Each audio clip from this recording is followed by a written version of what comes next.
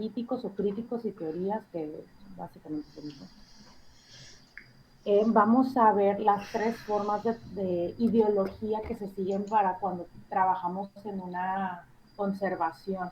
Entonces aquí nosotros vamos a encontrar tres espectros de trabajo o tres ideologías base de las cuales nacieron todas las que existen actualmente, que son muchísimas. Pero sin embargo, aunque son muchas las que existen en la actualidad, estas tres son las bases y la verdad es que ninguna se sale dentro del espectro de estas tres, porque son prácticamente como decir chico, mediano, grande. O sea, si vas a hacer algo en el medio de alguna de esas dos, no te sales de ese espectro, ¿no? Entonces, bueno, eh, ¿de qué les voy a hablar el día de hoy? El día de hoy me gustaría hablarles de tres personajes. Uno se llama Violet Leduc, otro se llama John Ruskin y otro se llama Camilo Boito. Estos tres no necesariamente vivieron en el mismo tiempo, pero lo que nos debe de, o sea, vivieron cerca del mismo tiempo, pero no exactamente en la misma época, ¿no? Entonces, estos tres señores que se dedicaron a escribir y a hacer en práctica trabajos ideológicos de la conservación de algunos patrimonios, encontramos que algunos escriben sobre dejar las cosas como las encontramos, otros hablan sobre restaurar, otros hablan sobre reponer o proponer algo incluso distinto a las piezas que ha perdido el edificio, etcétera, etcétera. Entonces, en estos espectros de pensamiento que encontramos en las teorías de estos críticos, que uno se llama Violet Leduc, que es el del primero que vamos a hablar, luego John Ruskin y luego Camilo Boito, ¿no? Entonces, vamos a encontrar que estos personajes buscan que el vestigio viaje al futuro de alguna manera, ¿no? O sea, que se preserve hasta cierto punto, que lo podamos conservar, que lo podamos tener ahí y que se pueda pasar a la siguiente generación de ser posible. Entonces, pero dentro de qué espectro, ¿no? Cada uno va a tener su postura. Ahí les va. Fíjense muy bien. Vamos a encontrar que existen estas tres posturas tradicionales. El primero es de Violet Leduc, que fue un francés que se dedicó a restaurar un par de, él era arquitecto, y le hicieron varios encargos. Entre ellos le encargaron restaurar un centro medieval o una ciudad medieval que está al sur de Francia, que es el centro medieval de Carcassonne.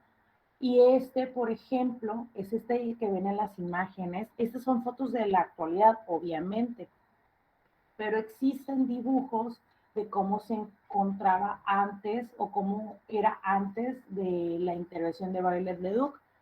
Ustedes ven esto y todo se ve medieval, ¿no? Tienen almenas, está estilo herreriano, todo está hecho a base de sillares, es una gran ciudad amurallada, contiene esas partes que decimos, pero pues se ve bien, ¿no? Se ve conservado, se ve en buen estado, pero resulta que tiene una cosa. Violet Leduc es un teórico que habla sobre la revalorización de los vestigios y con esta revalorización viene una tarea que como arquitecto o restaurador o alguien que va a intervenir el edificio para su posterior conservación, te dice, bueno, tú como arquitecto deberías de tener las luces suficientes en tu cabeza o la suficiente información como para adicionar el elemento que te hace falta. Y esto lo decía porque cuando le encargaron el trabajo de Carcassonne u otros que le encargaron, por ejemplo, también trabajó haciéndole el techo a Notre Dame. Seguramente les ha de sonar porque Notre Dame se quemó hace poco. Y todo el mundo dice, no, que la aguja ya va para abajo. Fue un escandalazo, ¿no? Pero ahí les va. Sigan recordando por ahí en el fondo de su mente. Ahorita voy a hacer un comentario sobre Notre Dame. Entonces, vamos a encontrar con que Violet Leduc decía, pues es que dentro de tu chamba no nomás vas a ir a quitarle el polvo al edificio, tienes que intervenirlo. tienes que buscar la manera de restaurar su esplendor. De alguna manera lo decían así, pues. Entonces, ¿a qué se refería con eso? Se refería que debías intervenir al edificio y adicionar elementos o quitar elementos originales para darle un mejor aspecto. Eso es una parte muy criticada de la teoría de Viollet-le-Duc, pero sin embargo existen ejemplos muy bien aplicados. En la actualidad hay algunos arquitectos que siguen la teoría de Viollet-le-Duc a la hora de hacer una intervención en un edificio patrimonial o en la conservación de un centro patrimonial y encontramos pues una serie de aplicaciones que si tú eres partícipe de otra ideología, o sea, esta es una, si a ti te parecen mejores las otras dos o alguna de ellas, vas a decir, no, hombre, esto es una invasión. Pero sin embargo tiene cosas buenas. Ahí les va.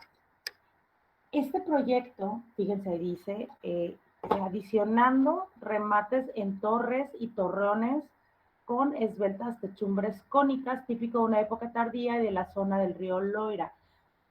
Ahí va. ¿Qué significa este pequeño enunciado? Significa que cuando a Leduc le encargan, fíjense muy bien, cuando a Leduc le encargan el Centro Medieval de Carcassonne, no tenía, ven estos techos que tiene aquí, originalmente no poseía este estilo. Originalmente estos techos iban a acabar en almenas igual que esto. Por eso puse esta imagen exactamente. Porque la idea de él dice, no, pero pues le podemos adicionar algún elemento que le vaya bien para hacerlo lucir mejor. Esta es la ideología general de Viollet-le-Duc. Entonces, cuando nosotros vemos el perfil de esta ciudad medieval, la vemos cónica, como estilo principesco, así como si fuera el castillo de Disney, ¿no? Y esto último que dice, que le adiciona estos remates, o sea, estas torres, estos techos en torres y torreones con formas cónicas de techumbre, pero que aparte no son de la época de Carcassonne, son tardíos, o sea que aparecieron después y aparte no aparecieron ni siquiera en la región de Carcassonne, sino al sur de Francia, digo, perdón, en la zona de Río Loira, que no es parte de la zona en donde se encuentra Carcassonne, ¿no? Aunque están ambos en el sur de Francia. Entonces, dice, sus escritos definen su criterio a la conservación, que se debe intervenir como arquitectos y complementar aquello que se ha ideado o creado quien concibió la edificación o monumento. Entonces, esta parte de aquí te dice entonces que se debe intervenir y complementar con aquello con lo que, o sea, más allá de con lo que fue creado. Entonces, esto abre una ventana, un espectro muy amplio de intervención, porque vamos a decir que el Leduc hubiera sido contemporáneo a nosotros, o que sea, que estuviera vivo ahorita, que no, porque es de los finales de 1800. Este, imagínense que existiera ahorita y dijera eso, pero abriría la puerta para que hubiera aplicaciones de estilos, desde el estilo que tiene el proyecto original hasta cualquier estilo que haya ocurrido hasta la actualidad. Entonces, eso fue lo que sucedió aquí. Estamos hablando de que Carcassonne es un centro medieval de como 1400, tal vez antes, si no me estoy equivocando, hasta 1800. O sea, todo lo que sucedió entre esos 400 años en el medio de estilos es permisible, según esta teoría, que cualquier elemento que crean que le vaya bien puede ser integrado a este proyecto.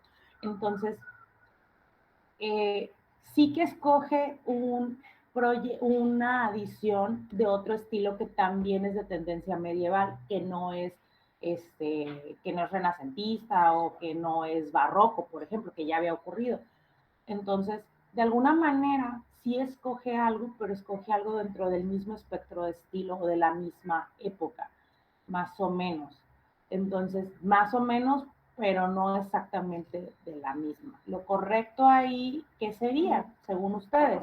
Pues, no, pero pues es que debió haberse quedado con sus finales de torreones en forma de almenas con techos planos.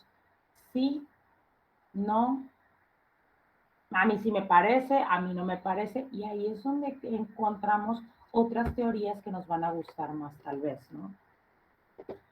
Entonces, dice, sus escritos definen su criterio a la conservación, que se debe intervenir como arquitectos y complementar aquello que ha ideado o creado quien concibió la edificación del monumento. De ese modo, su brillo original y esplendor habrán de ser devueltos a la restauración. O sea que habla que habríamos que adicionar. Si le falta algún elemento, pues ponle uno nuevo. Esto es para que su brillo original sea devuelto, pero aparte tú le imprimas cierto esplendor adicional, ¿no? Como llevarlo lo más alto en esplendor que pudiste haberlo llevado. Ahí les va para reforzar esa idea. Miren, el dibujo que traigo al fondo es un dibujo de lo que se cree que eran los perfiles reales de Carcassonne, que son puros finales en almenas, ¿no? Dice, en tal caso, según Leduc, el arquitecto restaurador puede darse el lujo de restituir en un grado más alto de esplendor la obra originalmente concebida. Es de lo que yo venía hablando, ¿no? O sea, donde podemos, como entrarle y ponerle algo o adicionarle o modificar algo, sobre todo cuando no existe ya, por ejemplo, un techo o un muro, un acceso o toda un área para restituir un grado, o sea, para restituir como su brillo original, pero aparte darle un grado de esplendor más alto, ¿no? Que dice que es como traerlo un poco a la actualidad. No significa que necesariamente le vaya a yo a poner algo súper contemporáneo o algo súper moderno. Acuérdense que son momentos diferentes de las estilísticas o algo súper barroco. Entonces, sí que se puede porque este espectro lo permite, o sea, este espectro de teoría lo permite, pero también te dice que este criterio justifica los conos principescos de la ciudad medieval de Carcassonne, dándole una espectacularidad adicional, porque esto le dio un nuevo perfil, como una nueva línea de horizonte cuando lo vemos, ¿no? O sea, un perfil distinto porque ya no es todo recto con almenas o dentado con almenas, perdón, sino que ya sube y baja gracias a las techumbres cónicas que posee. Entonces, el truco aquí está en que Violet Leduc te dice que escojas de todo lo que ves, de todas las estilísticas que están a tu mano y escojas algo que verdaderamente le va a dar un esplendor. Esto te restringe a que no vayas a escoger cualquier cosa.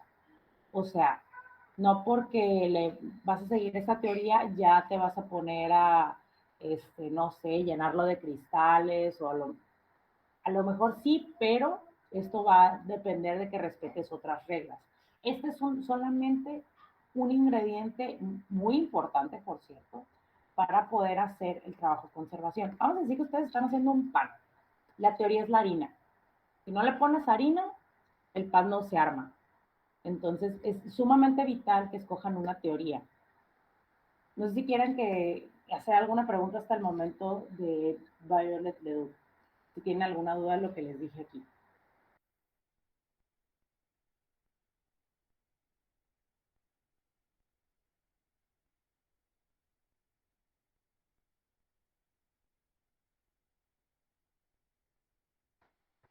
O vamos bien, me van comprendiendo o la verdad no me van entendiendo todavía. Ok, No, sí, maestra, todo está bien. genial. Porque sí me interesa que quede súper claro, ¿no? Ok, entonces, la segunda teoría sería a través de John Ruskin. John Ruskin no era arquitecto, él era escritor y se dedicaba a hacer crítica. Realmente John Ruskin era una persona, tenía un título noble y bueno, o sea, si hablamos de su vida, nos podemos llevar toda la clase porque aparte fue muy escandalosa, pero no es lo que nos interesa de él. Él se dedicaba a escribir, a criticar, criticaba el arte, criticaba las prácticas de conservación de repente. Denme un momento, muchachos, por favor.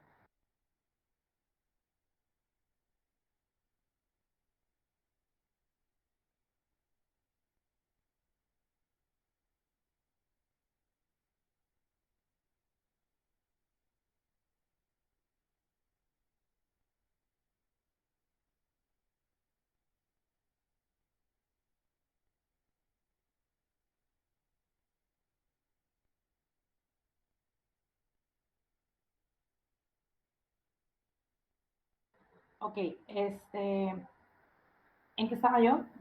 Perdón, es que llegó alguien aquí a la puerta.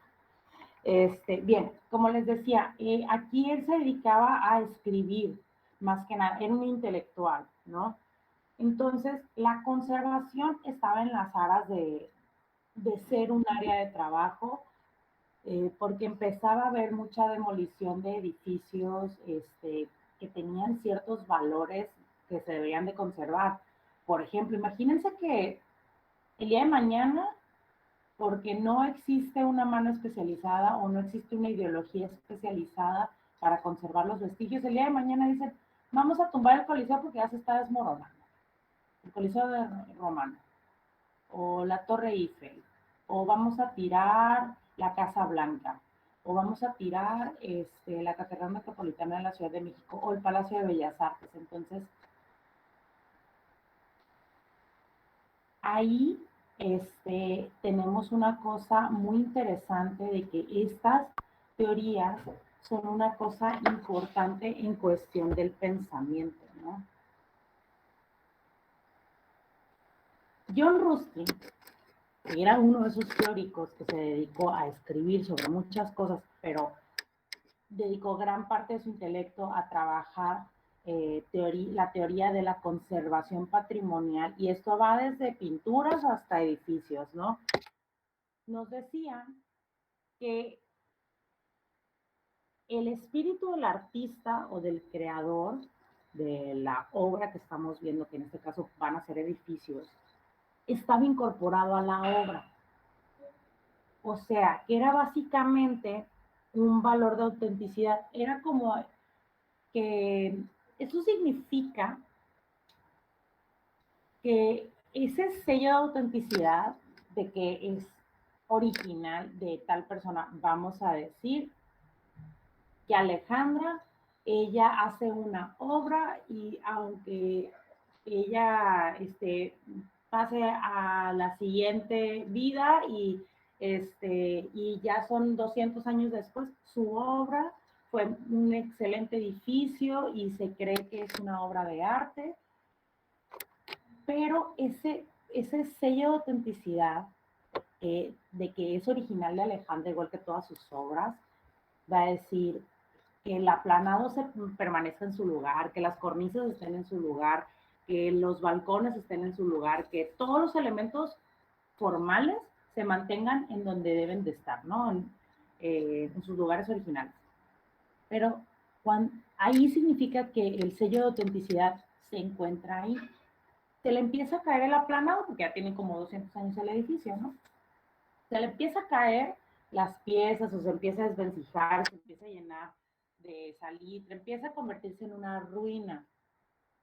Ahí, por ejemplo, dices tú, antes de que yo le intervenga, todavía tiene el sello de autenticidad, vamos a decir, tiene ese valor auténtico de que nadie más le ha venido a intervenir nada desde que Alejandra lo creó, ¿no? Hace 200 años. Pero cuando lo intervenimos, le vamos a poner aplanado nuevo, le vamos a volver, le quitamos ese balcón porque ya no funciona, vamos a poner uno nuevo, ya restaurarla o ya intervenirla le haría perder ese sello de autenticidad porque está siendo invadida. Esa es la idea general con la que trabaja John Ruskin. Entonces, dice, consciente del espíritu que el artista o creador, o sea, John Ruskin, consciente del espíritu que el artista o el creador ha incorporado a su obra, lo considera a esta acción un valor de autenticidad, el cual, sumado a los valores óptico-ápticos, o sea, los valores como formales que tiene, que son visuales del proyecto, como los arcos, las columnas, las cornisas, que todo lo que se les ocurra que tiene valor formal, dará congruencia al aspecto formal de la obra creada.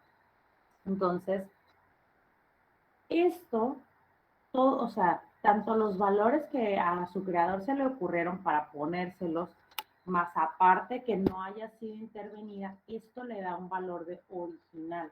Vamos a decir que ustedes tienen unos tenis que se los compraron en una edición limitada tienen un dibujo, pero resulta que los usaron, se los andan acabando, y dices tú, ¿sabes qué? Los quiero volver a mandar a pintar. Ya los mandas a, ya me harté, los voy a mandar a pintar todos blancos. Entonces, vamos ahí a ver cómo ese diseño original de edición limitada va a desaparecer debajo de esa pintura blanca que le vas a poner ahora. Y se va a perder. Esta es una forma como muy intrínseca o muy directa de pensar como John Ruskin, ¿no? Donde al intervenir perdemos el valor original. Esa es una forma muy extrema de verlo, porque así lo era, y también como Baile de Duke era muy extremo, podía llegar a alterar, incluso quitarle valores formales o ópticos ápticos, físicos, pues, que estuvieran ahí, que se vieran, fueran incluso originales, tienes derecho de quitárselos hasta cierto punto, ¿no? Entonces ahí se puede transversar, digo, Baile de Duke cuando estaba haciendo su práctica, cuando él estaba vivo todavía, llegó a quitar valores originales del proyecto para poner valores que él mismo estaba,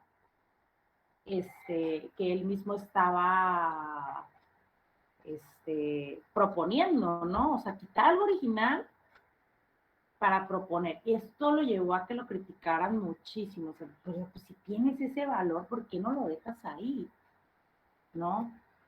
Y actualmente, ¿qué es lo que detiene que este tipo de cuestiones sean como limitadas? Lo que va a seguir de la teoría sería respetar las normativas, que de hecho va a ser el siguiente tema. Entonces, en las normativas vamos a encontrar que dependiendo de cada país, según sus leyes, dependiendo de las normativas que escojas, con la teoría que escojas, vas a mezclar todos de una receta y mezclas todos los ingredientes y te va a salir un proyecto, ¿no? Pero obviamente tú tienes que escoger normativas que vayan bien con la teoría que escogiste antes, ¿sí? Si vas a hacer un pastel de chocolate, no vas a comprar ingredientes para hacer una lasaña, vas a comprar ingredientes para hacer un pastel de chocolate. Entonces, tienes que buscar que compres chocolate, que compres harina, que compres leche, que compres huevos, porque si compras lo que es para hacer una lasaña, pues el pastel de chocolate no te va a salir, te va a salir otra cosa. Entonces, este rollo, primero tenemos que escoger la teoría, luego nos vamos a la normativa, una normativa que sea congruente con nuestros ideales, o sea, los ideales son la teoría, y ver dentro de las leyes del país en el que voy a trabajar qué me permite de eso que yo intento crear, ¿no? Y en el caso de Violet Leduc, que es muy extremo en cuanto a, que puede llegar a ser muy extremo en cuanto a modificaciones, hay países que son más permisivos según los edificios que se vayan a intervenir. ¿Ok? En el caso de John Ruskin, porque pareciera que me estoy desviando, pero no, tengo un punto, nos dice que si por él fuera, deja el edificio tal cual te lo encontraste, solo admíralo. Ya ni siquiera, o sea, ni siquiera lo toquen de ninguna manera, si pueden no vivan en él, etcétera, ¿no? Si imagínate que te encuentras, que hubiera sido el centro medieval de Carcassonne, John Ruskin lo hubiera dejado sin los techos porque ya no los poseía. Entonces, de hecho, no, en su belleza ya hace que el edificio se quede como está. Se cree que gracias a su ideología o su trabajo teórico existen muchos centros medievales o castillos en Inglaterra, porque se lee en inglés, y la gente de ahí lo seguía mucho. Por eso existen tantos como castillos o centros medievales que se encuentran en ruinas y no han sido mejorados o no han sido restaurados para que tengan una habitabilidad, a diferencia de Francia, que en Francia sí hay muchos castillos o centros medievales con un nivel de habitabilidad o de utilización muy amplio, porque se han restaurado en un nivel, en un porcentaje muy alto, o sea, permitiéndoles incluso la adaptación de energía eléctrica y etcétera. Entonces, si hablamos de John Ruskin, imagínense si nomás tuviéramos su teoría y trabajáramos con su ideología de que la ruina se mantenga como la encontraste y que de ahí, o sea, que no detengas el paso del tiempo, simplemente que lo admires, ¿no? Entonces esto no permitiría que muchos vestigios fueran, pasaran a la siguiente generación y a la siguiente y a la siguiente. Un ejemplo muy claro es, imagínense la ruina de las pirámides prehispánicas en México, todas ellas. ¿Qué sucedería con ellas?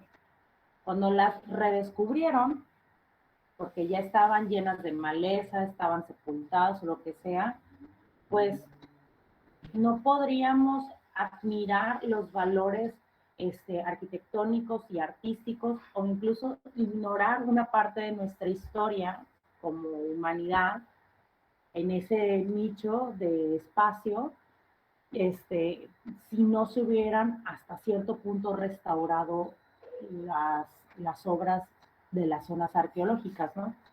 Entonces, ambas teorías son extremosas, pero ya sea en nosotros que tomemos lo que sí nos sirve y desechemos lo que no es verdaderamente práctico para la conservación verdadera, ¿no? Si no es, ¿cuál va a ser nuestro objetivo?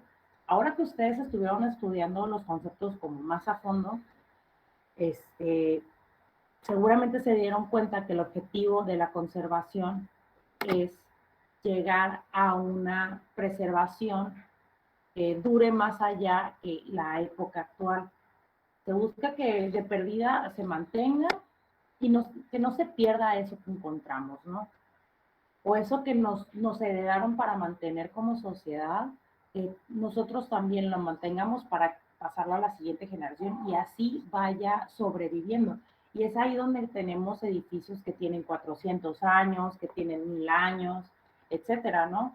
Entonces, Ruskin estima que la obra debe representar un todo congruente, o sea, con este todo congruente se refiere a que no se ha intervenido y que aparte mantenga todos los valores de aspecto formal posibles originales. Que si bien se le pueden restituir sus valores formales, o sea, es que se le cayó la cornisa, le pego una nueva, no es posible devolverle los valores genuinos que el artista le incorporó, porque pues ya otra persona le está metiendo mano, lo cual es parte vital en el resultado final de la obra, ¿no? A esto él dice es que le estás quitando el sello de autenticidad, básicamente, su valor de original, se lo quitas a la hora de intervenir. Es una forma un poco extrema de verlo, pero es válida también. Entonces, dice que de tal manera que a pesar de las enormes posibilidades técnicas para restaurar un monumento, siempre estará ausente la característica de autenticidad que imprime el creador de la obra. Vamos a decir que alguien más le metiera mano a la Mona Lisa. O por ejemplo, hemos visto muchos casos, incluso hay casos increíblemente famosos de restauraciones que no son exitosas. Y John Ruskin tiene una frase para esto, dice que la restauración es la más completa destrucción que puede sufrir un edificio. Restaurar un monumento es destruirlo para crear falsas copias e imitaciones. Cabe destacar que Bables Leduc y John Ruskin son como de la misma época más o menos, ¿no? Entonces por ahí se luchaba de que qué teoría era verdaderamente mejor. No, mi teoría, yo sé que estoy correcto, ¿no? De parte de los dos. Entonces, él decía que meterle así un dedo, ni siquiera la mano entera, un dedo a la obra ya era transgiversarla, ¿no? Entonces, pero, o sea, por lo tanto, Ruskin insta de consolidar las ruinas en el estado en que se encuentran, o sea, te invita a que la mantengas tal cual te la encuentras. Pero ¿qué hubiera pasado si la pirámide de Kukulcán, que se la encontraron hasta con un árbol creciéndole en la parte media de la pirámide, le hubiéramos dejado así? Habría cosas que no supiéramos como lo sabemos ahora, ¿no? Entonces, lo mismo le pasó a la pirámide de los nichos en el Tajín. Estaba llenísima de vegetación, estaba toda desmoronada, pero gracias a un trabajo de restauración hemos podido salvar esos valores arquitectónicos que estuvieron por perderse por completo, ¿no? Entonces, si tú dejas la ruina como te la encuentras, en algunos casos, pues también puede ser a lo mejor, o sea, esta postura de John Ruskin es muy extrema, pues. hay que pensar también que él es como de finales de 1800, entonces el mundo no era como es ahora. Se han hecho muchos descubrimientos de finales de 1800 hasta acá, ¿no? Han pasado muchos años. Entonces, denme un segundito.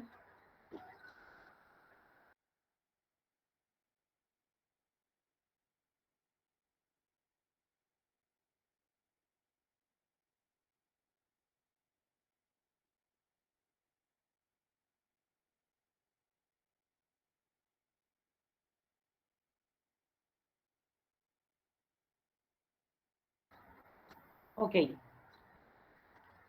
vuelvo con ustedes. Bien, entonces, resulta ser que en la última frase que les traigo dice, aunque algunos edificios, las funciones actuales están incorporadas al desarrollo actual, por lo que su restauración o revaloración es implícita. ¿Esto qué significa? Significa que nosotros aparte vamos a encontrar con que hay edificios que vale la pena mantener, pero siguen estando activos. No todas las ruinas que te encuentras están inactivas. Por ejemplo, imagínense la Catedral Metropolitana de la Ciudad de México. Es un edificio activo. Desde el momento en que se empezó a hacer hasta la actualidad, nunca ha dejado de usarse. Pero sin embargo, ha tenido daño. Tiene un cierto deterioro.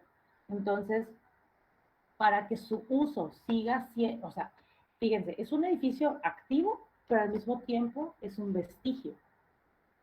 Entonces, en esta calidad de ser útil y aparte vestigio, o sea, dentro del mismo edificio, nosotros vamos a encontrar con que obviamente hay un uso del edificio. Por lo tanto, yo no puedo dejar que la ruina se mantenga. Tengo que hacer un trabajo de mantenimiento para evitar que se siga destruyendo o que se destruya porque lo estoy usando. No es un edificio que fue abandonado hace 200 años y se me antoja el día de hoy, entonces meterle mano. Que es aquí donde John Ruskin, dentro de su teoría, que parece ser muy restrictiva, te permite dar mantenimiento. Ojo, es un poco triquiñuela aquí como la de Bartlett Leduc, que vas a escoger, a lo mejor si vas a incorporar elementos nuevos, vas a incorporar elementos nuevos que le vayan al proyecto, ¿ok? Entonces, no vas a escoger, por ejemplo, una cosa que vaya a romper totalmente y que no se permita que la ruina sea verdaderamente apreciada en el caso de Leduc. Y en el caso de John Ruskin, pues tampoco vas a permitir que la ruina o que el vestigio se pierda, sobre todo cuando es útil el edificio, o podría ser útil, vamos a decir, que era útil y de la noche a la mañana se le cayó el techo, se le cayó un pedazo de muro. O un área nada más del edificio dejó de ser útil, ¿no? Porque se destruyó. No sé, vamos a decir, aquí en la zona centro de la ciudad de Culiacán hay un lugar, que no sé si se los mencioné, pero es una tortillería, y ahí los camiones dan vuelta, y a cada rato se estrellan contra la fachada. Entonces, ese vestigio, por ejemplo, si nosotros, que en el caso es el dueño del edificio y el INAH, que tienen siempre están como con los ojos encima de ese edificio, si no lo intervinieran para evitar que el edificio se pierda, porque tiene la función de ser una tortillería y aparte es una casa. Entonces tienen que repararlo para evitar, o sea, una de las paredes se estrellan contra ella, pues si no la reparan se puede venir abajo todo el edificio. Entonces hay que reparar ese muro. ¿Cómo hay que hacerlo? Prácticamente hay que reconstruirlo cada vez que se estrellan con él. Yo hasta donde tengo como recuerdos de haber sabido que alguien se estampó contra la tortillería, que es una esquina, por cierto, no sé, más de 10 veces tal vez. Y eso que tengo, ¿cuántos años tengo viviendo en el centro? Pues casi toda la vida, ¿no? Vamos a decir que unos 30 años, toda la vida. Entonces, aquí el rollo de la conservación te dice, ok, intenta dejar, ya te las avisa maestres, intenta dejar lo más que se pueda la ruina. Si hay un elemento que la está dañando, quítaselo. Por ejemplo, una planta que le esté creciendo. intenta quitárselo de tal manera que no destruyas el vestigio, pues que no destruyas, por ejemplo, la fachada al arrancarle la planta, o que le está creciendo una humedad, bueno, le vamos a dar un tratamiento de mantenimiento para matarle esa humedad o matarle ese salitre o ese hongo que le está saliendo en la pared, pero aparte no solo le voy a matar al animal, sin ese microorganismo, sino que aparte por su mantenimiento lo voy a sellar con algún material. Esto es una práctica más moderna, obviamente, pero lo voy a sellar o le voy a dar algo al muro para que se congele en el tiempo. No le voy a volver a poner el aplanado, no le voy a devolver la cornisa que ya no existe, no le voy a poner un techo que sea o una copia del que tuvo o uno hiper diferente, sino que, bueno, ese edificio se sigue usando, sí, bueno, pues entonces hay que ponerle lo más sencillo de techo para que se siga utilizando esa área, ¿no? O lo voy a seguir reparando, le voy a dar un mantenimiento, no una reparación, sino un mantenimiento, ¿ok? Entonces aquí es donde se pone un poco flexible dentro de la restricción el trabajo del mantenimiento de la ruina, ¿no? Entonces, la restauración o revaloración es implícita cuando el edificio está siendo utilizado, ¿no? O sea, sobre todo si es actual el uso. O no, si es que se abandonó hace 10 años, sí tienen interés de utilizarlo, pero no han conseguido que se los... No se ha pactado todavía el acuerdo de la conservación en el INAH, no les ha dado los permisos, porque les hace falta que hagan el trabajo de teoría o hagan el trabajo normativo o hagan el trabajo de la proyección. Hay un trámite ahí que no se ha logrado y desde hace 10 años están luchando, pero quieren devolver la actividad de ese edificio que se perdió hace 10 años, nada más por un trámite no se ha logrado. Bueno, lo que pasa es que quieres intervenirlo o quieres entrar a trabajar en él, pero no tienes una idea de cómo lo vas a hacer, obviamente el INAH te va a detener. O sea, si no, pues pon tus cosas en orden. Primero di qué quieres hacer y luego te digo si sí para adelante o no, ya no le puedes hacer nada. Entonces, tú ya verás con qué teoría te vas a amparar, qué es lo que le vas a hacer. Y si vamos a decir, no, pues hace 10 años no se usa, pero queremos trabajar con John Ruskin, adelante, no, pues hay que restaurarle un caso del muro, lo perdió un pedazo del edificio, se perdió por completo. Bueno, esa zona va a tener que quedar así, o si tienes evidencia y cómo estaba, se va a buscar hacer como una adaptación a eso, que no sea súper invasivo para que no se pierda el vestigio original. O sea, el original lo vas a dejar como está, lo vas a congelar en el tiempo y si para sus funciones necesita que se repare la parte del edificio que se perdió, vamos a decir, todo un área, bueno, ya la harás adaptándote un poco al estilo que tenía de manera volumétrica, pero no vas a imitar la ruina y no vas a fingir la ruina, porque entonces le estás quitando un valor de autenticidad muy alto, ¿no? Es una cuestión ahí que tiene mucho que ver con la normativa que la vamos a ver más adelante, pero manténganlo en sus mentes. Entonces aquí yo regreso al ejemplo que les dije de Notre Dame con Violet Leduc. Cuando hubo esta noticia donde a Notre Dame se le quema el techo y se le cae la aguja, todo el mundo decía, no, allá va la aguja, decían los reporteros. Se ha quemado todo el techo, no pudieron apagarlo y pues es que el techo era de madera, compañeros. Es que alguno de ustedes recuerda la historia. Entonces, ¿qué pasa? Todo el mundo estaba llorando por la aguja y que la aguja y que no sé qué, pero resulta ser que ese techo no era el original. Como creo que les comenté, y si no les comenté, el techo de Notre Dame ha habido como 5 diferentes. Ya ninguno es el original. Pero en todas las veces solamente era el techo. Violet Leduc fue el primero en ponerle la aguja. Eso sí. Entonces, es ahí donde nace la cuestión que decía la teoría de Leduc, que es el arquitecto restaurador puede darse el lujo de restituir en un grado más alto el esplendor de la obra originalmente concebida. Y ahí es donde se justifica la puesta de la aguja de Notre Dame, por ejemplo, ¿no? Bien, no sé si tengan alguna pregunta hasta aquí. No, maestra, gracias. Muy bien, me queda un teórico. Vamos por el último de los básicos, que viene siendo Camillo Boito. Camillo Boito fue arquitecto, era italiano, y él aparece en la historia después de John Ruskin y de Bela Leduc. Estos dos cuates ya prácticamente no existían, pero sus teorías los mantenían vivos, ¿no? Y aparece Camillo Boito y se vuelve un arquitecto restaurador muy importante en Italia y después en toda Europa. Y básicamente él trabaja estudiando estas dos teorías muy extremas. Métele mano, no le metas mano para nada, ¿no? Métele mano y haz lo que quieras, o no, no le metas mano, pero no hagas nada.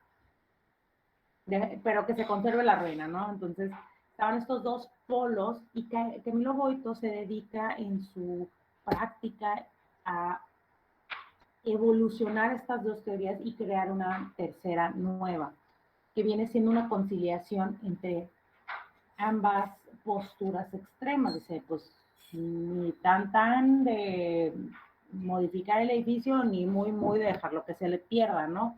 Entonces, es el primero en conciliar las dos corrientes anteriores sin llegar al extremo de no poder tocar nada, ¿ok? Porque en ese caso nos quedaríamos, pues en realidad, sin ningún vestigio, ¿no? Y sin llegar a inventar o restaurar más de lo debido, como lo hacía Leduc en persona. Entonces, tenemos esta idea de que se van a intentar como respetar lo que hay, restaurar lo que se perdió y evitar hacer cosas de invención propia, ¿no? Porque se supone que la conservación sucede, o sea, la conservación debe hacerse hasta donde la conjetura empieza. O sea, tú ya empiezas a imaginar que ahí era, que el techo era de tal manera, pero no tienes pruebas, pero casualmente no te caben dudas, ahí es donde tienes que detener. Porque entonces puedes restaurar más de lo debido, que era algo que le pasaba a Bayer en persona. Entonces, Boito, para poder como asentar un nuevo precedente, va a generar una teoría basada en 8 puntos básicos, ¿okay? Que van a ser van a trabajar, van a trabajar bajo unos principios que son de honradez y de respeto por lo auténtico, pero cuando es ineludible la intervención de un monumento, o sea, él dice, pues hay que mantener el original hasta que se pueda, pero cuando ya no podemos evitar la intervención al monumento, podemos hacer las siguientes 8 cosas. Ahí les va. Dice, diferencia de estilo entre lo nuevo y lo viejo. Aquí es donde nosotros vamos a encontrar que cuando se restaura un edificio, vamos a decir, no, pues es que se le cayó un pedazo del muro, tenemos que volver a ponérselo para que se siga utilizando el edificio o para que no se pierda, porque como se le cayó el pedazo del muro, ahí viene para abajo el techo. No, si no restauramos ese pedazo, ya ahora sí se va a perder, ¿no?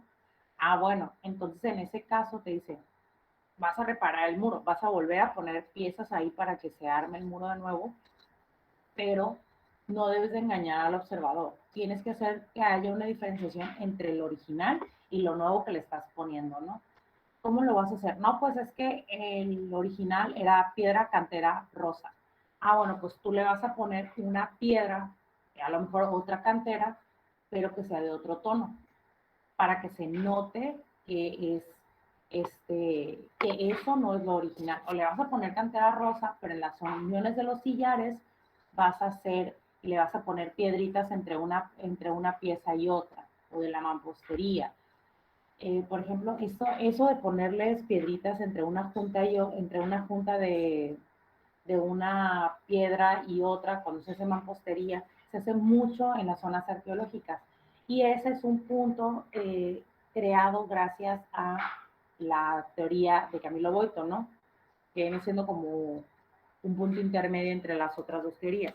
Entonces, tú puedes aplicar el mismo material y hacer una diferencia incluso de textura o de forma, o puedes utilizar otro material que sea similar. Por ejemplo, era piedra cantera, pues ahora le vas a poner piedra caliza en la parte nueva para que se diferencien.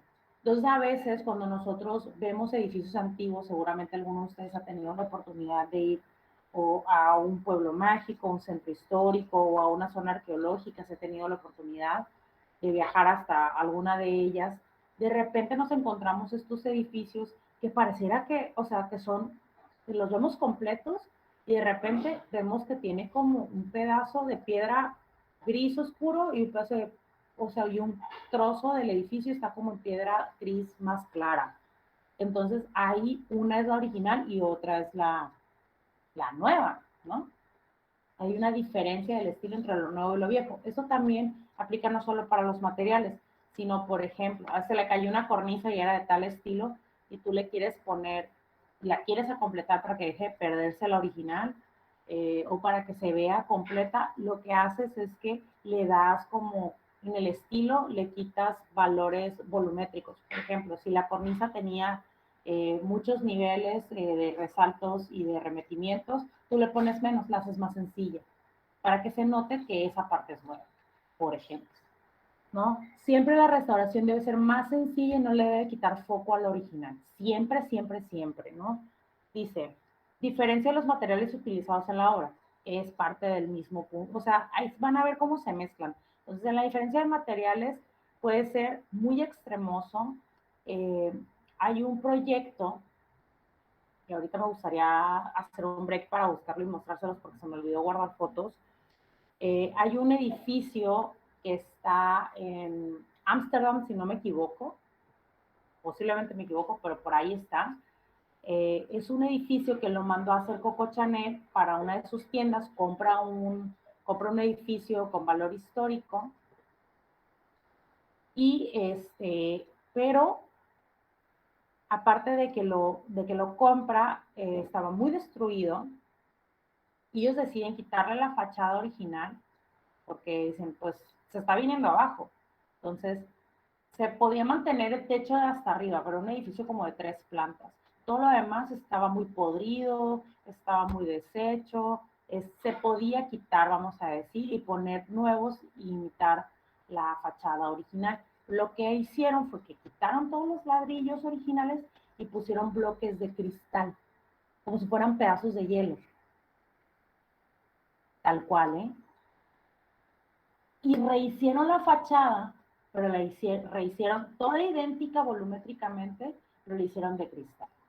Entonces, ese proyecto está entre una discusión de haber sido una intervención con la teoría de Camilo Boito o si fue realmente una intervención estilo Violet Leduc.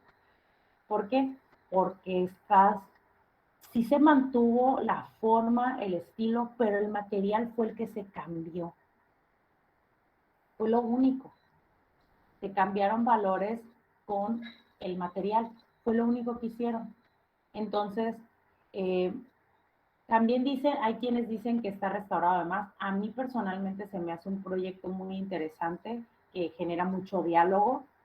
A mí me gusta y si alguno de ustedes lo ve y tiene totalmente todo el derecho de decidir por sí mismo y decir, la neta, hicieron mal aquí, a mí no me gusta. Pero la verdad es que es un trabajo que abre la puerta al diálogo, ¿no? En unos momentos se los voy a enseñar. Entonces, ahí, por ejemplo, hay una diferencia entre el material nuevo o sea, entre el original y el nuevo, es muy evidente, tal vez es incluso invasiva, porque es más el material nuevo que quedó en la fachada que el original. Entonces, hay otros proyectos, como les digo, donde podemos ver esa diferencia del material, nada más con ver el tono, ¿no? De la piedra, ver el tono del muro, ver la textura, que si es lisa, que si es rugosa. Y ahí a lo mejor podemos ver un pedazo rugoso y otro pedazo liso. Y a lo mejor el liso es el nuevo, perdón. Otra cosa, que otro de los puntos dice, supresión de elementos ornamentales en la parte restaurada. Vamos a volver al muro que se está haciendo de nuevo. Ahí, por ejemplo, el muro tenía una cornisa que iba continua o tenía una rugosidad continua. Bueno, en la parte nueva, en la parte restaurada, le vamos a eliminar todos los elementos ornamentales. No, es que tenía así, ahí en el pedazo del muro que se le cayó, había una ventana. y la ventana tenía una decoración como un filo, como si fuera una cornisa que le daba la vuelta a todo el hueco de la ventana, ¿no? A todo el vano. Pero resulta que ahora que lo haces, ya no se lo pones porque estás respetando los 8 puntos de Bolton. Entonces, ¿qué vas a hacer ahí? Lo que puedes hacer es que le dejas con la pintura, le dejas ese bisel a la ventana alrededor del hueco, pero ya no le pones volumétricamente nada. Entonces hay una supresión de elemento ornamental en la parte restaurada. Es que en la parte de arriba todas tienen una gárgola. Ahí, la gárgola de este lado la vamos a hacer mucho más sencilla. Ya no la vamos a hacer con la escultura de gárgola que tienen las demás. Que, por cierto, hablando de escultura de gárgolas, las esculturas de gárgolas de Notre Dame también se las puso Pavel Leduc, no eran originales del proyecto, por cierto, antes de que se me olvide. Y son esas que, a ver, cuando hicieron la película del Jorobado de Notre Dame de Disney, son parte como fundamental de la película, por ahí aparecen bastante, pero si vamos al edificio, en realidad esas gárgolas no eran del proyecto original, aparecieron casi 400 años después, cuando Bairles lo intervino, ¿no? Igual que la aguja. Pero bueno, entonces, aquí hay una supresión de elementos ornamentales, ¿no? Por ejemplo, creo que en la clase anterior comenté que vamos a decir que tenemos una arcada real en un edificio barroco en el interior y se le desprende se le cayó un querubín y quedó un hueco. Bueno, ahí, por ejemplo, puede haber cabida a no ponerle nada, a una supresión de elementos ornamentales en la parte restaurada. Tú vas a restaurar toda esa parte que sí le quedó fisurado y se le puede desprender lo demás, pues lo reparas para que ya no se le desprenda y el pedazo donde ya de plano se le desprendieron las decoraciones o la ornamentación, ya lo dejas sin nada, ¿no? Permites los huecos para evidenciar que esa parte fue tratada. Bien, hasta aquí cómo vamos. ¿Quieren hacer alguna pregunta? No, profesora. Muy bien. Entonces, hay otro punto que dice exposición de los restos o piezas que se hayan prescindido.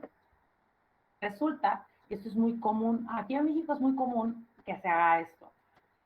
Vamos a decir, se le cayeron piezas al edificio.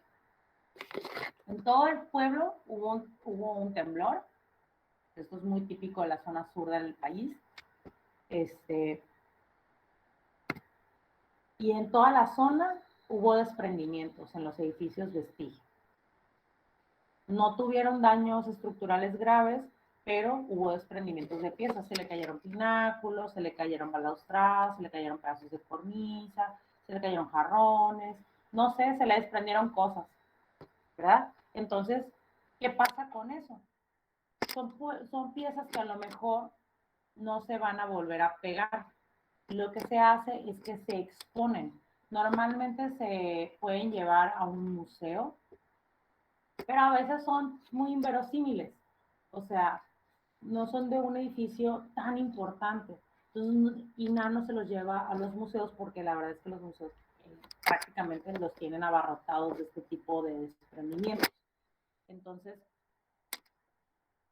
llevar un pináculo más, por ejemplo, sería a lo mejor innecesario a exponer. Entonces lo que se hace es que se designa una parte dentro del mismo proyecto para dejar ahí las piezas que se le han caído y que dices tú, pero pues yo cuando lo vi por afuera no parece que le falte nada porque ha sido restaurado. Pero en el interior del edificio o a un lado vamos a encontrar un lugar donde se exponen estas piezas que se le desprendieron. Estas piezas que se les prendieron y sirvieron como molde para una copia fiel que después se le puso en su lugar para hacer una restauración. Entonces, por ejemplo, ahí en Guadalajara hay una como biblioteca, no recuerdo exactamente el nombre de la biblioteca, pero es un edificio viejísimo, es un edificio de la época del barroco, creo, del finales del barroco o del neoclásico ya. No recuerdo bien, y que yo lo recuerdo mucho, no recuerdo el nombre, pero recuerdo mucho el edificio porque cuando entras en el techo, tiene pintadas unas esferas con estrellas y, perdónenme, a mí me gusta mucho Dragon Ball, entonces, me hizo mucha gracia, ¿no? porque eran unos círculos rojos con unas sustracciones en forma de estrella en el centro. Entonces yo hacía mucha broma cuando veía ese edificio, pero ese edificio afuera tiene como un pórtico y la mitad del pórtico no puedes pasar por él porque está como acordonado y ahí tienen las piezas que se le han caído al edificio, tanto de adentro como de afuera. Entonces, y siempre hay un guardia ahí y yo le pregunté, le dije así como de que, oiga señor, aquí dejan solo. Dice, no, 24 horas al día hay una persona cuidando estos restos, porque son una exposición que está relacionada a la conservación del edificio. Y yo, ay, pinche, el guardia sabe qué onda con estas cosas. Claro que sabe, porque sabe lo que está salvaguardando ahí al estar ahí parado. Y piensas que se está picando la nariz nomás viendo lejos, y no. Él está ahí haciendo su chamba. O sea, hay una zona de exposición y adentro también hay otra como de vestigios más delicados, pero los tienen como en cajas de cristal. Esto es una práctica muy común, ¿no? Bien, otro de los puntos dice, incisión en cada una de las piezas que se coloquen, de un signo que indique que se trata de una pieza nueva. Aquí, por ejemplo, puede haber el espectro desde que haya una textura diferente al elemento original, o sea, dentro del elemento nuevo, o que haya un color diferente.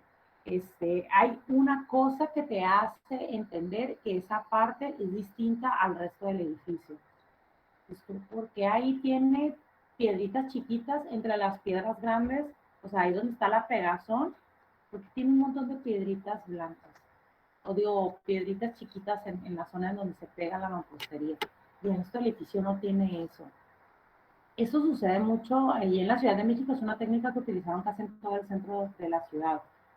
Y ahí te das cuenta que hay una diferenciación de qué es lo nuevo y qué es lo viejo, o qué es lo nuevo y qué es lo original. Si se fijan, está como revolcado dentro de los puntos iniciales de estos 8 puntos, que es el manifiesto de Camilo Boito. Entonces dice, otro de los puntos dice, colocación de un epígrafe descriptivo en el edificio. No sé si alguna vez han visto en estos edificios antiguos o en plazas incluso, placas. Unas placas, y pueden ser metálicas o pueden ser de piedra, pero tienen grabado algo. Te cuentan que ese edificio, no sé qué tal año, súper importante, que en el año tal, bajo el mandato de tal presidente, bajo la ley federal de 1972, ese edificio fue restaurado con esas palabras. Restaurado o consolidado, ya, o sea, que ha sido conservado, que es una ruina y así la quieren mantener, vamos a decir. Ha sido restaurado, ha sido intervenido en tal año, no sé, 1991, ha sido restaurado en 1980, en 1975, en el 2010, no importa el año, ¿no?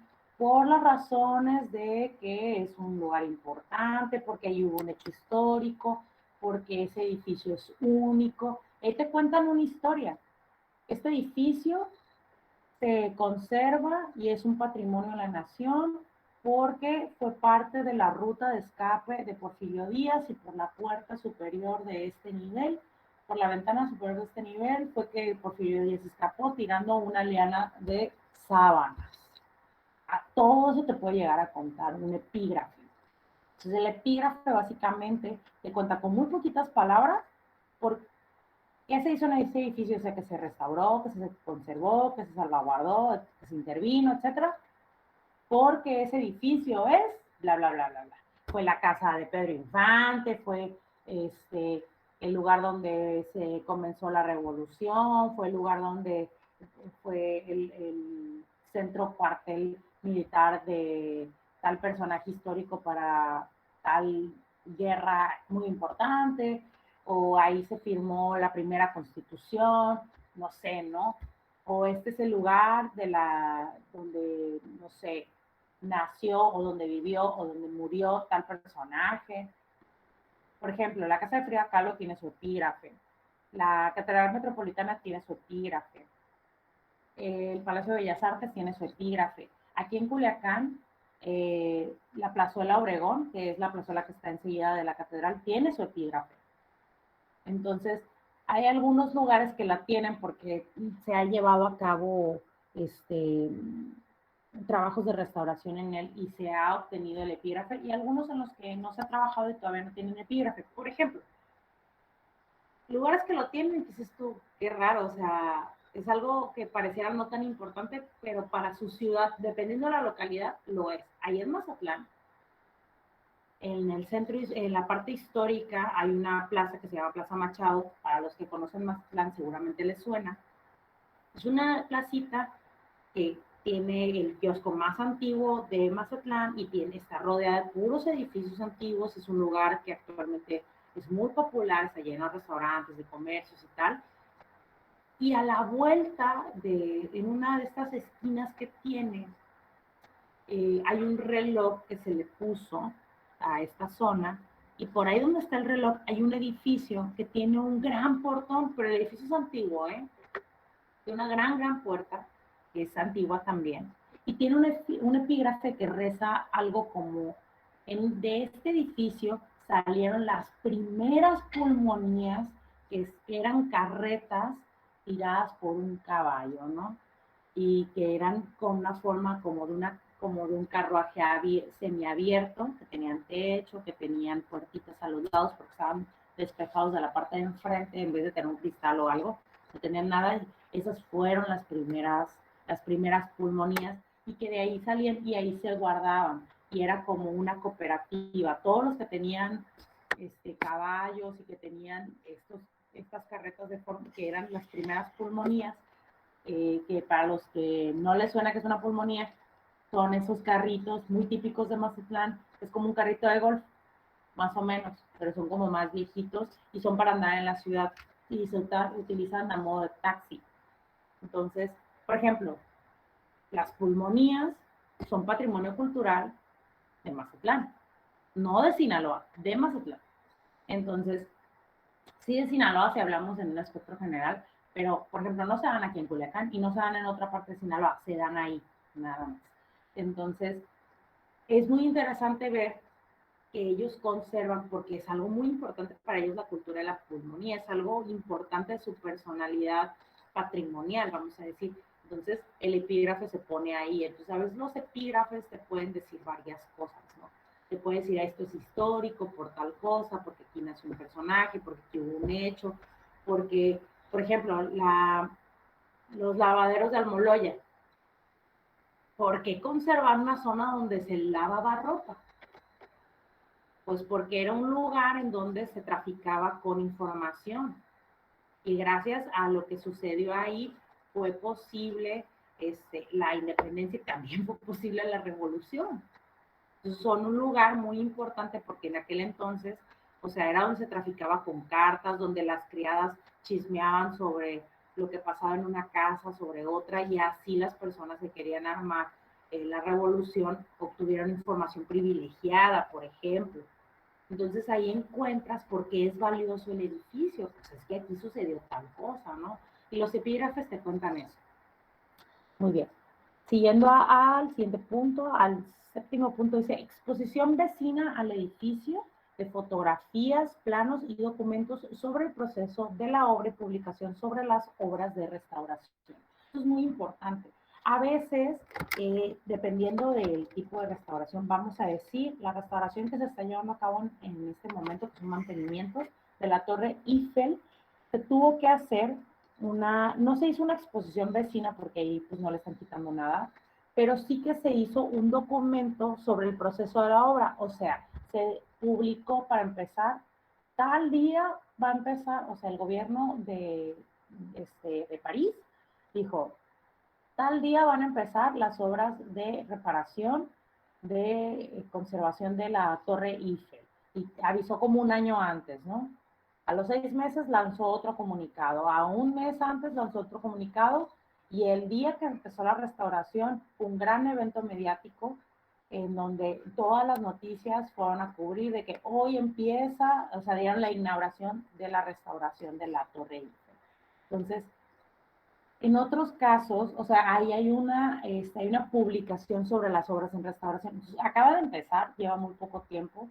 Entonces, cada mes o cada 2 meses o cada vez que hay una restauración importante dentro de toda la obra, se publica. Esto ha sucedido con muchísimas obras alrededor del mundo. Por ejemplo, el Big Ben, que es el reloj que está ahí en Londres, que es muy famoso, que es un edificio muy alto que tiene un gran reloj arriba. Avisaron como 2 años antes, el año fulano de tal, va a empezar, creo que fue en el año 2017, algo así, va a empezar la restauración del Big Ben, ¿no? Va a dejar de sonar durante 5 años. Ese es el acuerdo, puede tardarse más. Avisaron, ¿no? Como 2 años antes. Y cada tanto tiempo volvían a avisar que tal día iba a ser el arranque de la restauración del Big Ben y su mantenimiento de maquinaria, que se da cada 100 años. O sea, cada 100 años le meten manos a ese reloj, no a cada rato, ¿no? Porque se tardan muchos años en repararlo. Entonces, para que suene en punto. Entonces, creo que le falta como un año o algo así para que se lleve, o sea, para que sean los 5 años. Y entonces va a haber publicaciones de la obra. Por ejemplo, hubo publicaciones de la restauración de Notre Dame. Se sabía que cuando se incendió estaba en trabajos de restauración del techo nada más, pero le estaban aplicando apenas una esponja, una fibra como aislante térmico para evitar que le hiciera daño tanto calor, porque ahora París tiene ahorita un problema de contaminación muy fuerte, entonces guarda mucho calor la capital francesa, ¿no? Entonces, como el techo era muy viejo, querían evitar que se destruyera por el calor, como que se erosionara demasiado. Pero desafortunadamente por ahí, seguramente algunos de ustedes ya lo sabrán, no se respetó que, por ejemplo, cuando haces una restauración en un edificio donde tienen aplicaciones de madera, no debe haber fuego cerca. Entonces uno de los trabajadores estaba fumando y la ceniza le cayó a la esponja y eran toneladas de esponja que tenían ya preparada ahí para instalarla, la tenían como en un ático. Ellos estaban trabajando allá adentro, arriba, escondidos en un ático que tenía el techo, y en el interior se seguían llevando a cabo las misas y eso. Entonces, por eso había gente también trabajando y había gente trabajando en las oficinas de la iglesia y había turistas y así cuando empezó el incendio, porque no ocupaban parar las actividades para hacer la chamba que estaban haciendo. Se había avisado que se iba a haber una intervención de mejoramiento de material aislante, salió en las noticias meses antes, y obviamente por eso fue tan escandalosa. De por sí fue escandaloso ver que se estuviera quemando, fue más escandaloso todavía porque hubo pues cabida a la crítica, porque aparte algunos trabajadores pues pasaron a mejor vida. Entonces, este rollo de publicar o de exponer, por ejemplo, estamos reparando un edificio y hay un terreno enseguida, vamos a decir, aquí en México los conjuntos conventuales o exconventos, cuando los reparan, en la zona del atrio, si tienen una plaza o un jardín, ahí montan la zona de exposición vecinal del edificio, dentro de sus mismas inmediaciones, casi siempre. Mientras reparan, porque ahí ponen guardias o ponen fotos de cómo estaba y ahí ponen incluso fotos de cómo va a quedar. Sobre todo cuando es un proyecto muy grande o muy mediático, se cumple mucho con este punto. Debería hacerse siempre, ¿no? Debería hacerse siempre. Pero la verdad es que cuando son proyectos grandes o proyectos importantes es cuando en realidad se hace.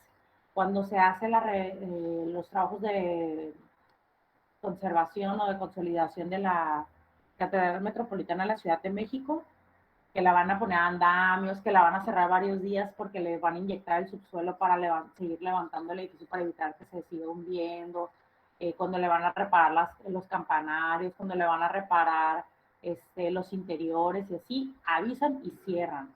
Cierran en ciertos horarios o cierran, y como van a cerrar, avisan. Salen las noticias, salen los periódicos, ellos mismos dan panfletos cuando la gente va a misa, sobre todo para los feligreses que van ahí seguido, o para los mismos turistas ponen pancartas afuera en las rejas que tienen, y afuera ellos tienen una exposición permanente de elementos que se le han desprendido a la catedral, elementos que se han encontrado en el subsuelo, incluso como la Catedral Metropolitana está sobre basamentos prehispánicos, tienen en la plaza frontal de la iglesia, tienen unas ventanas para que tú te asomes y veas metros allá abajo, en el subsuelo se ven los cimientos de la catedral y más abajo todavía se alcanzan a ver los vestigios prehispánicos. Es una chulada de trabajo de exposición que se hizo en algún momento que dijeron, ¿sabes qué? Yo recuerdo que para 2000,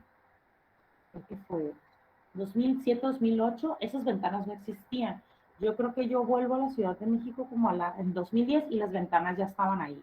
Entonces, en algún momento de las reparaciones que se dieron en esos años, se les ocurrió que era buena idea dejarle ver a la gente lo mucho de lo que hablaban, que había vestigios prehispánicos abajo, pero que no los podían sacar.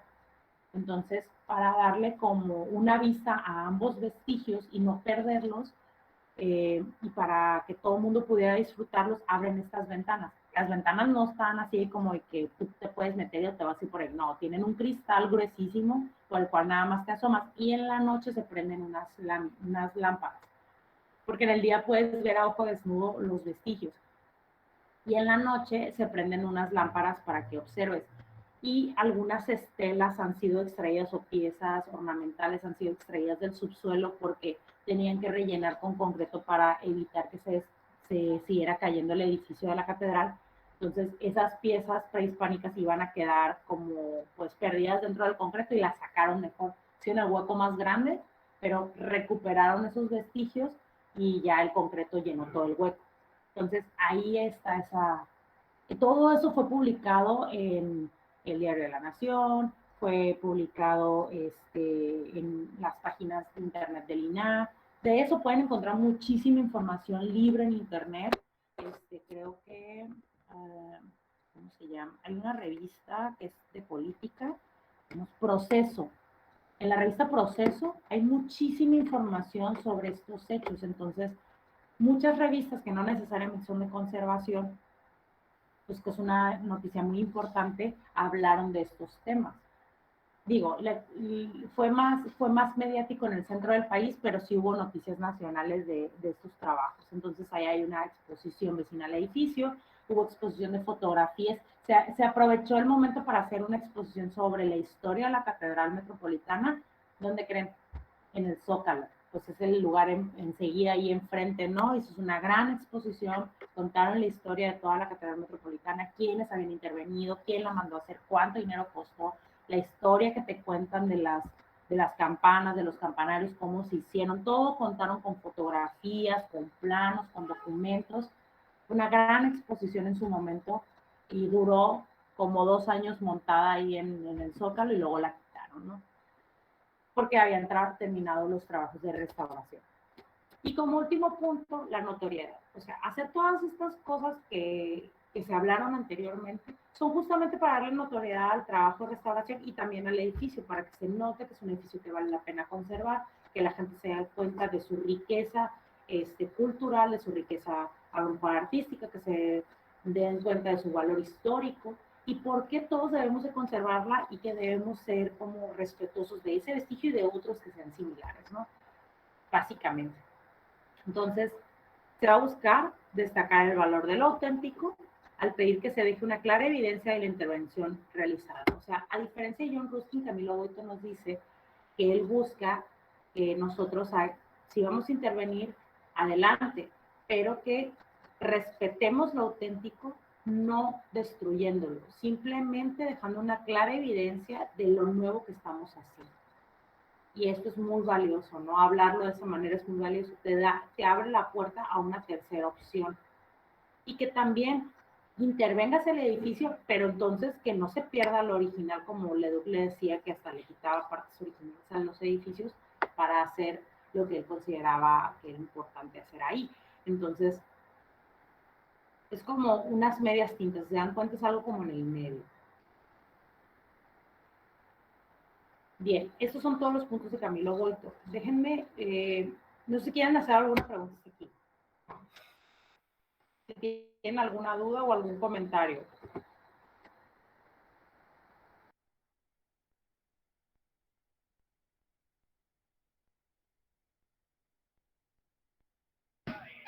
No, profe, todo bien.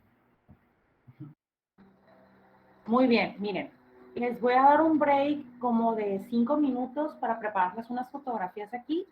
Ustedes pueden ir mientras a tomar agua, despejarse tantito, ir al baño, no sé. Y volvemos en 5 minutos, ¿va? Para enseñarles unas obras aquí. Sale, profe.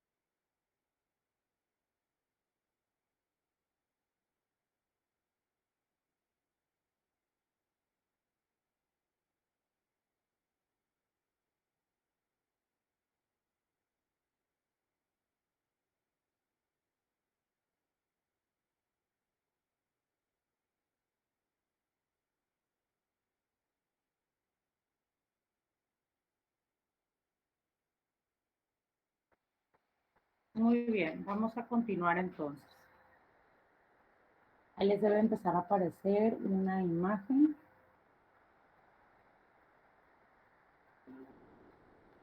Este proyecto es el que les comentaba hace rato, que es una fachada de cristal. Este proyecto, por ejemplo, fíjense en los vecinos, ¿no? Cómo son los edificios, la mayoría son de ladrillos, este es de sillares, pero los demás son de ladrillos.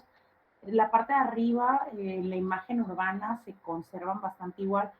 Cuando este edificio, que en realidad lo compró Coco Chanel, lo manda a adecuar para que se convierta de una casa a una boutique, pues salen con este proyecto, con esta idea en donde se dan cuenta, un poco pixelada porque ya me saqué mucho, pero son bloques, son bloques de cristal y se van desvaneciendo para convertirse en los bloques de ladrillo que de hecho los enumeraron para poder quitarlos y volverlos a poner. Los enumeraron para hacer esta chamba y ya el tercer nivel es el tamaño original de ventanas. Este es el vestigio original, ¿no? El techo y todo. Entonces en el interior vamos a encontrar una visión hacia afuera muy limpia en el día y de noche el edificio prácticamente desaparece, el edificio histórico se convierte en un gran escaparate. En una de las, una tantita chance.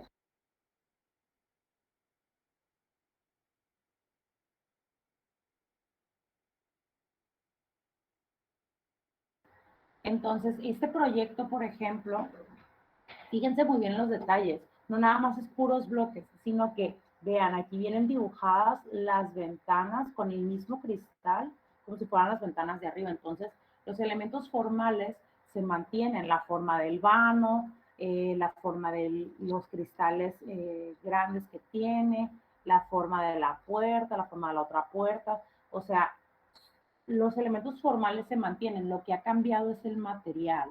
Entonces ellos querían hacer un gran escaparate de este estilo, pero no los dejaron, entonces se aventaron esta propuesta porque les exigieron que conservaran el patrimonio de este edificio. Y esta fue la respuesta y el proyecto que se aprobó. Se hizo en Ámsterdam. Actualmente el edificio le pertenece a la marca de Hermes, pero vean nada más, es una chulada, o sea, el trabajo es increíble, los cristales fueron fundidos es un molde especial y se hacía uno y se hacía tiene como un chuponcito que no se alcanza a ver, donde encaja con el cristal que va arriba y luego fueron fundidos. Es un trabajo increíble y se mandaron por bloques, por secciones, y ya los iban ensamblando y los iban quemando aquí mismo, o sea, están pegados con calor todos estos. Es un trabajo, es exquisito, la verdad. Pero pues obviamente también está la cuestión de la conservación, o sea, que puedan opinar. A mí la verdad se me hace un proyecto increíble, es muy impactante y es muy moderno. Cuando a mí me dio clases la maestra Sonia, que seguramente han escuchado a ella, si no es que ya les dio clases, ella me dio conservación y una de las preguntas que le hicieron dentro del curso es que si se podía cambiar toda la fachada por una fachada totalmente de cristal y ella dijo, siempre y cuando se sigan haciendo los valores formales, no creo que deba haber mucho problema para que se apruebe ese tipo de proyectos. Cuando yo salí de la escuela, o sea, como 2 años después, eh, este edificio apenas estaba apareciendo. Eso significa que posiblemente no sea el único en su tipo, pero sí es muy llamativo porque está en una calle comercial y vean nada más, eso le permite generar un escaparatismo. Pues. Yo sé que ustedes no se dedican a los escaparates porque no son interioristas, pero vean la riqueza que le da esta intervención. ¿No? A nivel calle, le da su gane a la tienda, le da lo que la tienda está buscando, pero a nivel urbano mantiene la imagen urbana, ¿no? O sea, acá arriba. Por eso es un proyecto muy interesante, vean nomás. Los marcos de las ventanas, los cristales. y que en el día, esta es una foto, creo que es de adentro, esta es una foto desde adentro hacia afuera. ¿Cómo le permite? O sea, tiene hasta los contrafuertes de cristal y todo el rollo, está muy lindo y muy bien ejecutado. ¿Cómo la ven? ¿Se imaginaron que les iba a presentar algo como esto? Es algo bastante peculiar y hay muchos otros proyectos diferentes de un segundo.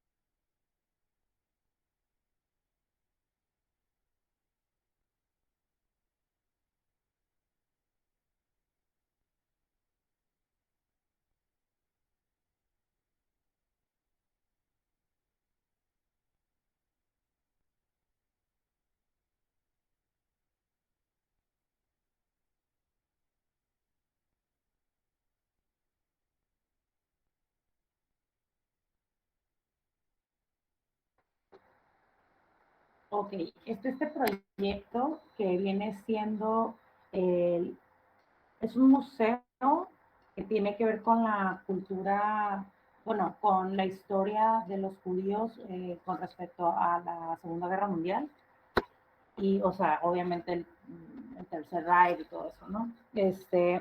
Pero es un museo de historia judía y este proyecto es de un arquitecto muy famoso que se llama Daniel Libeskind, es este señor que está apareciendo en estas fotos, les dejo el nombre en el chat.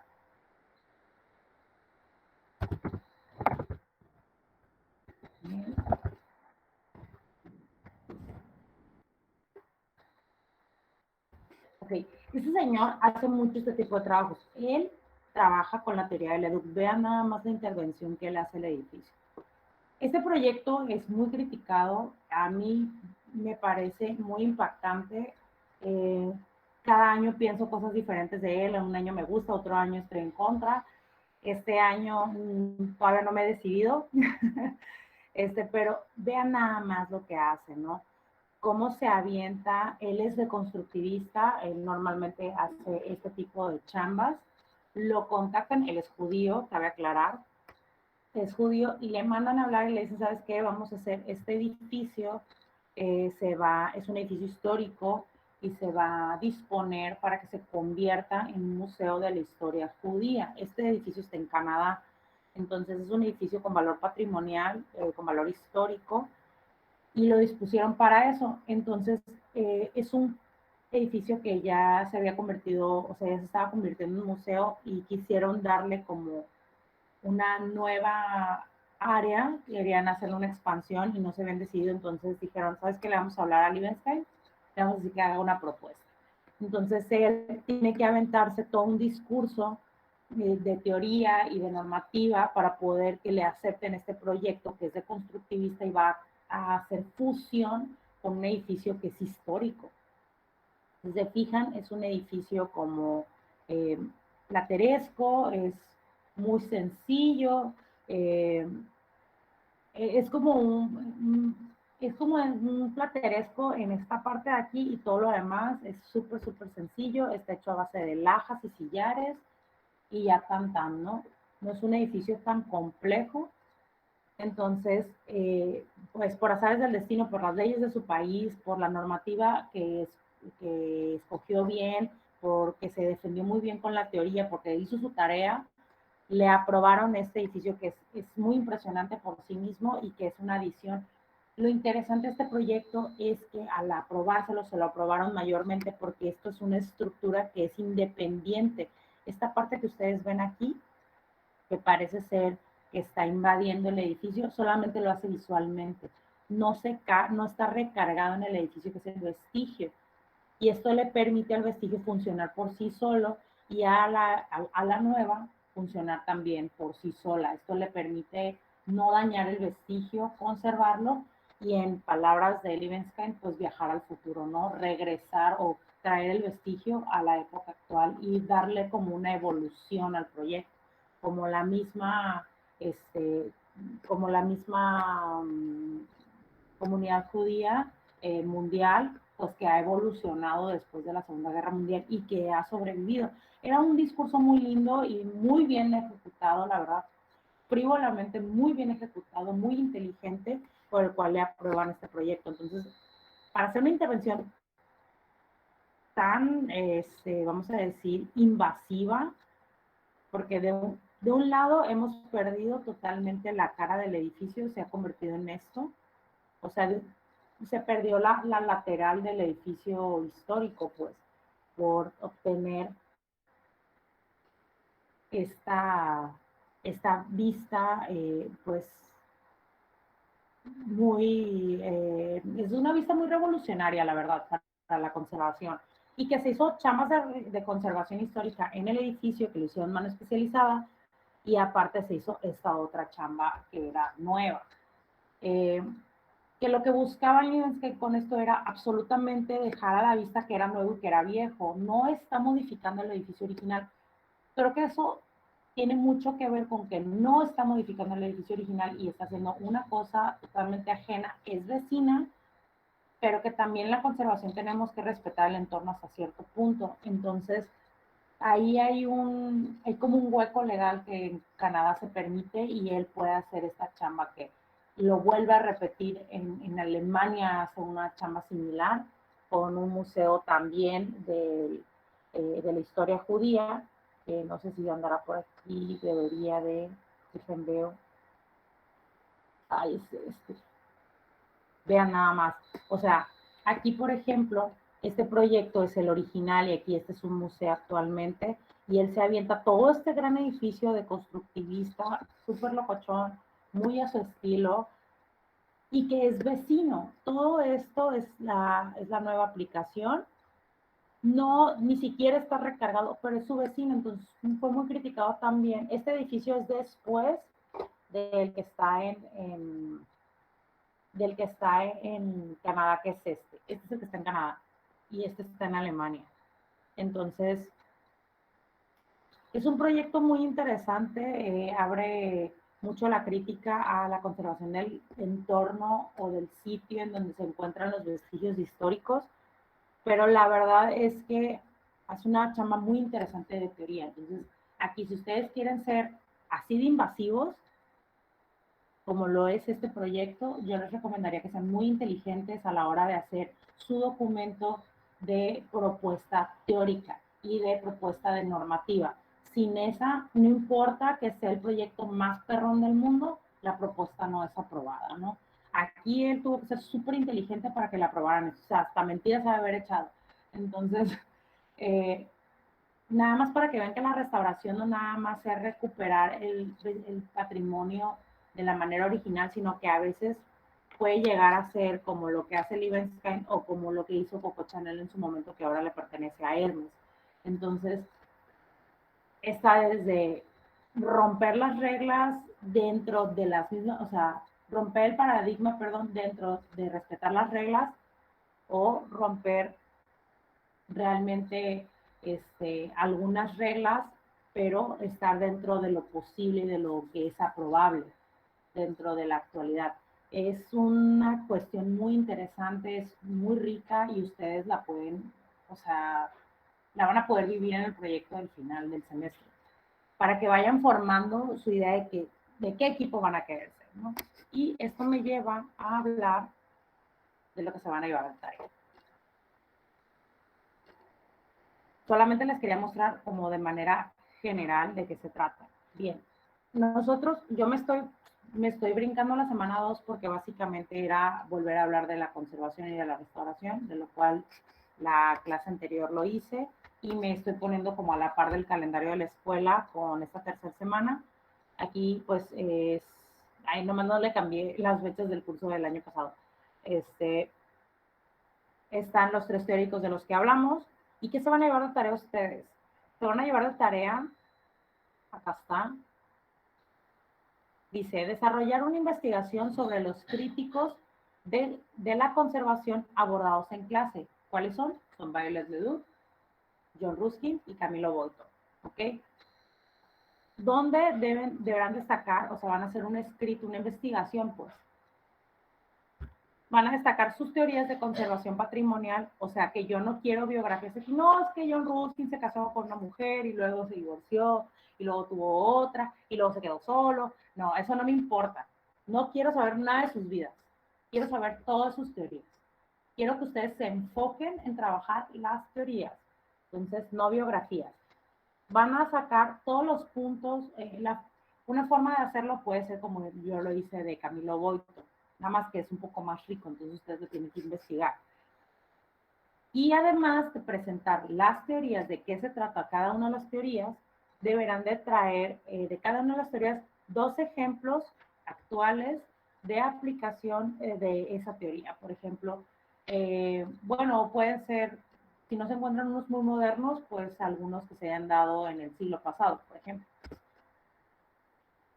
O sea, ya tienen que no ser de los 2000 para acá, ¿no?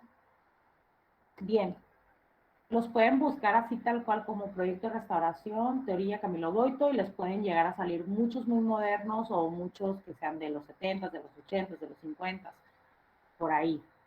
Entonces, yo les dejé, bueno, ustedes van a hacer todo obviamente tiene los ejemplos, ¿qué van a hacer los ejemplos tienen que traer fotos y que digan que es, o sea, hagan una pequeña descripción de estos ejemplos y tienen que entregar este documento en formato PDF. Ojo aquí, ustedes pueden darle diseño al escrito, o sea, si quieren que tenga un fondo, si le quieren poner fotos de cada uno de los teóricos, si le quieren poner fotos para enriquecer las teorías, adelante.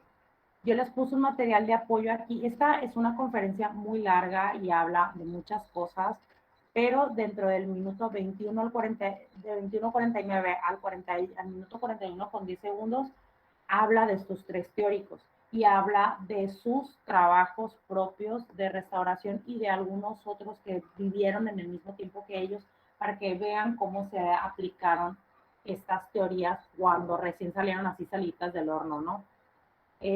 Yo les quiero regalar también otro link, que no se los puse ahí, pues se los voy a poner acá, que viene siendo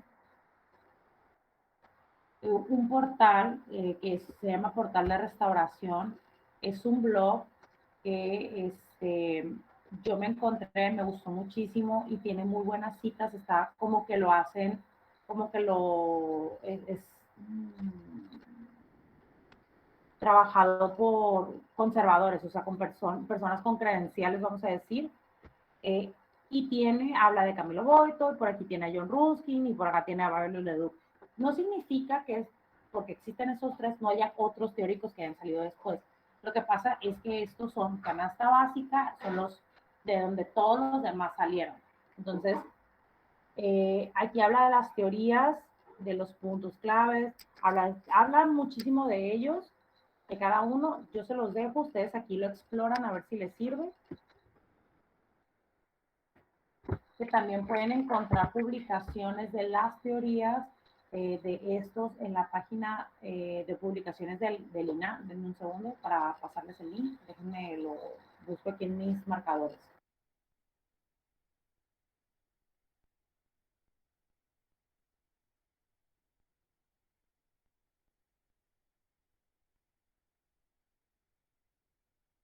Entonces, yo les estoy dando estos materiales extra para que ustedes no batallen en hacerme esta chamba, que me la hagan lo más fiel posible a documentos oficiales o a cuestiones oficiales que sí sean de restauración, porque no me interesa a mí que me hablen de la vida de Camilo Boito, de la vida de Babel Leduc, de John Ruskin.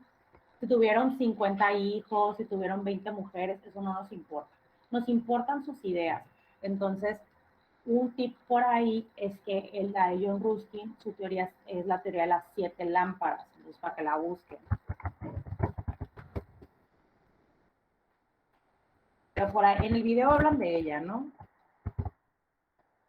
¿Quieren hacer alguna pregunta sobre la tarea que se están llevando?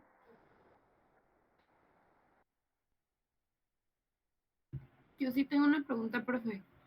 Em, ¿La tarea es en formato como Word, así como reporte, o puede ser así presentación en PowerPoint, así varias presentaciones?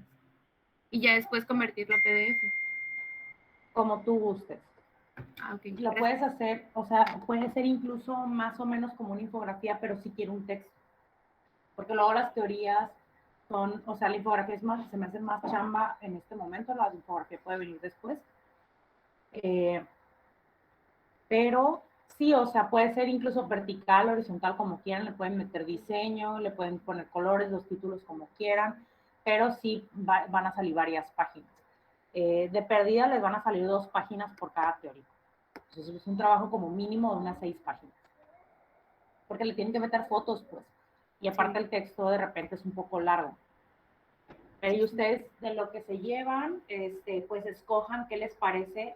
No, no quiero que me copien el texto de acá de portal o que no copien exactamente lo que se dice en el video que viene acá como material de apoyo, sino que ustedes mismos lo redacten lo que les haga como ruido de que esto es lo correcto, aquí como un reporte básicamente, pero donde ustedes van a hablar de cada una de las teorías. Incluso le pueden poner ahí lo que ustedes entendieron, ¿no? Yo creo que la teoría así la entiendo, o sea, ustedes mismos la pueden armar el documento. Es importante que empiecen a ver cómo van a redactar, porque el trabajo final se trata de redactar absolutamente todo. No lo van a encontrar en internet, lo van a redactar ustedes. Entonces aprendan a redactar. Ya tienen el semestre pasado, estuvieron trabajando en redacción de bitácora y todo eso, en teoría, y entonces ya se supone que tienen ciertas habilidades. Busquen ser lo más independientes posibles. Yo les doy estos materiales de apoyo, pero con la idea de que no los copien. Yo no quiero que me agarren esto, la teoría, la agarren, la copien, la peguen y ya tan, no. ¿Okay? Hay puntos que a lo mejor los van a tener que escribir. Por ejemplo, si se fijan, este es de Camilo Boito y aquí no vienen los 8 puntos que ustedes obtuvieron en clase. Entonces también sus notas les pueden servir para la tarea. ¿Va? ¿Alguna duda, pregunta o comentario que tengan o alguna inquietud?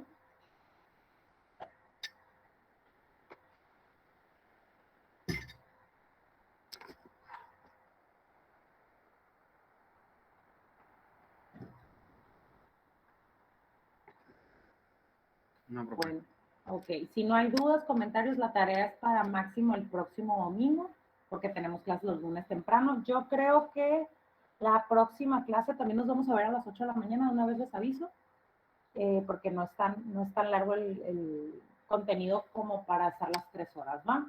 Eso sería todo. Les agradezco mucho su atención. Y espero que no haya dudas. Si hubiera dudas en el transcurso de la semana, por favor, contáctense conmigo y para pues limarlas antes de que entreguen la tarea para que estén en lo correcto, ¿no? Eso sería todo. Muchas gracias por su atención y que tengan buen día. Gracias, maestra, igualmente. Gracias, profe. Gracias, profe. A ustedes. Buenas noches.